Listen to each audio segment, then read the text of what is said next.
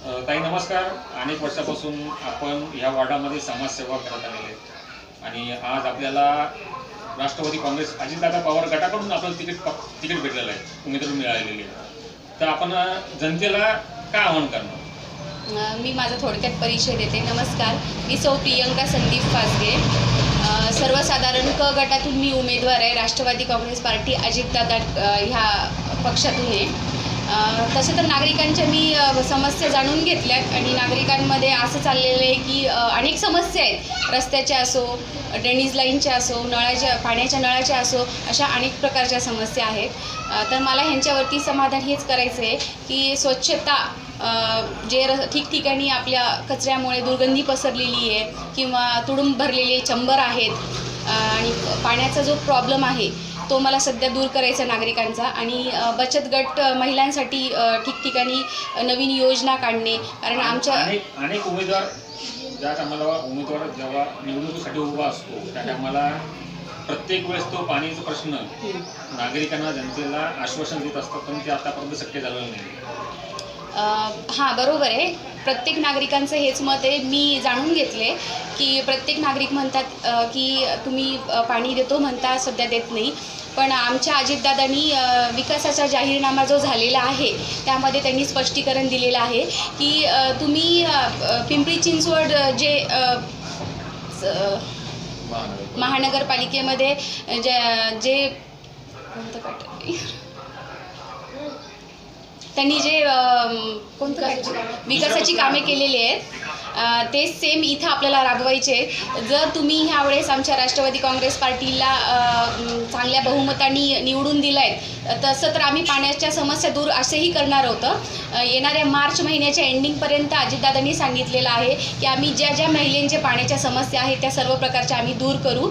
तुम्ही एक वेळेस आमच्या अजितदादावरती जो विश्वास आत्तापर्यंत ठेवला आहे तो कायम असाही ठेवू द्या आणि ज्या पाण्याच्या समस्या आहेत त्या आम्ही नक्कीच तुमच्यावरती समाधान काढू आणि पाण्याच्या समस्या दूर होतील महिलांच्या. आपण निवडून आल्यानंतर आपल्या वार्डामधील, आपल्या प्रभागामधील महिलांसाठी आपण काय उपक्रम राबवणार? ठिकठिकाणी महिलांच्या बचत गटाच्या ज्या योजना आहेत त्या वाढवण्याचा प्रयत्न करते आणि परत त्यांच्या सुरक्षिततेचा प्रश्न आहे तो पण आम्हाला करायचा आहे. मी माझ्या परिचयपत्रामध्ये तसे डिटेलमध्ये दिलेलं आहे की मला महिलांसाठी अनेक योजना काढायच्या आहेत, बचत गटाच्या असो किंवा त्याच्या संरक्षणाच्या असो, त्या मी राबवणार आहे. दुसरं एक मत आहे काही नागरिकांचे की लाडकी बहीण योजना काढलेली आहे. लाडकी बहीण योजनेचे पैसे जे आपल्या खात्यामध्ये जमा होतात ते वेळेवरती येत नाही. दुसरी गोष्ट अशी आहे, लाडकी बहीण योजना काढण्यात आलेली पण लाडका भाऊ हा कधी काढणार? बरोबर आहे. प्रत्येक नागरिक आम्हाला युवा पिढी सध्या येणारी जी आहे ती आम्हाला विचारते की आमचा लाडका भाऊ कुठे आहे. लाडकी बहीण तर तुम्ही दिलेली आहे पण भावांसाठी पण आम्ही युवा पिढीसाठी जे लाडकी बहीण योजनेचे पैसे येतात पण ते लाडक्या भावाला भेटत नाही. तसं तर नवीन युवा पिढीसाठी आम्हाला ज्या योजना करता येतील त्या पण आम्ही करू. लाडक्या बहिणीचे पैसे भावाला पण भेटतात, असं नाही की नाही भेटतात म्हणून, कारण लाडकी बहीण ही घरामध्येच भावाचे पैसे देते आहे आणि गरज सध्या लाडक्या बहिणीला पण आहे. युवा पिढीसाठी आम्हाला जे काही करता येत असेल ते आम्ही अजितदादाला तुमच्या समस्या मांडू आणि त्यांच्याकडून करू. नमस्कार. दादा नमस्कार. आपल्याला आता अजित पवार गटाकडून उमेदवारी भेटलेली आहे. अनेक प्रश्न नागरिकांच्या पाणी संदर्भामध्ये जास्त आहे आणि आपण नागरिकाला काय आवाहन करणार? नमस्कार, मी तुषार रामचंद्र सुरासे, प्रभाग क्रमांक 7 ड गट. इथलच्या ज्या समस्या आहे ह्या समस्या 20 वर्षापासून पाण्याची समस्या वाढत चाललेली आहे. दिवसेंदिवस ती पाण्याची समस्या कमी व्हायला पाहिजे तर ती वाढत चाललेली आहे. ही समस्या दूर करण्यासाठी आपल्याला महानगरपालिकेत एखादे शिक्षित युवा तरुण पाहिजे.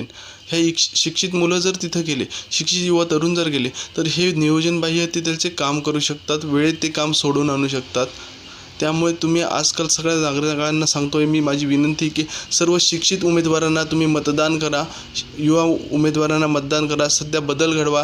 कारण की आता जर बदल घडला नाही तर पुन्हा त्या समस्या 5 वर्षे तशाच असेल. अनेक पक्षामध्ये अनेक उमेदवार जे इच्छुक उमेदवार होते त्यांची पण भरपूर नाराजी आहे. तसेच आता अजित पवार गटामध्ये पण पक्षामध्ये अनेक उमेदवार नाराज आहेत. त्या संदर्भात आपण काय बोलणार? तसं तर आमच्या पक्षामध्ये तरी अजित पवार गटामध्ये कुठली नाराजगी राहिलेली नाही आहे. आणि बाकीच्या पक्षाची नाराजगी ते त्यांच्या पक्षांचा वैयक्तिक प्रश्न आहे आणि जे नाराज आहेत ते त्यांच्या पक्षावर नाराज आहे, पण आमच्या पक्षात अशी कुठली नाराजगी नाही आहे. प्रभाग क्रमांक 2 मधील भाजपाचे जे उमेदवार होते त्यांचं तिकीट कट करून दुसऱ्याला देण्यात आलेले आहे.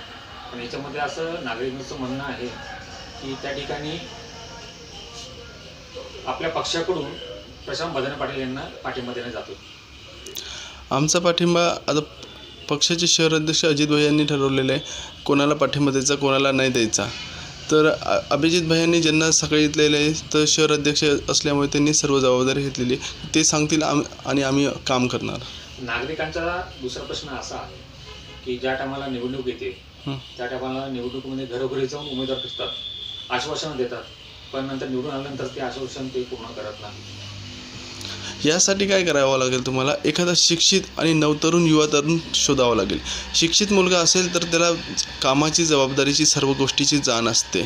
नवतरुण असेल तर त्या उमेदवाराकडून तुम्हाला काम करून घेण्याची क्षमता असली पाहिजे. अशा उमेदवारालाच तुम्ही निवडून द्या जो तुमच्यासोबत बोलू शकतो, सर्वांच्या समस्या मांडू शकतो, प्रभागातल्या समस्या सर्व महानगरपालिकेत व्यवस्थित मुद्देशीरपणे मांडून त्या वेळेच्या वेळी सोडू शकतो. असेच उमेदवार तुम्ही निवडले पाहिजे.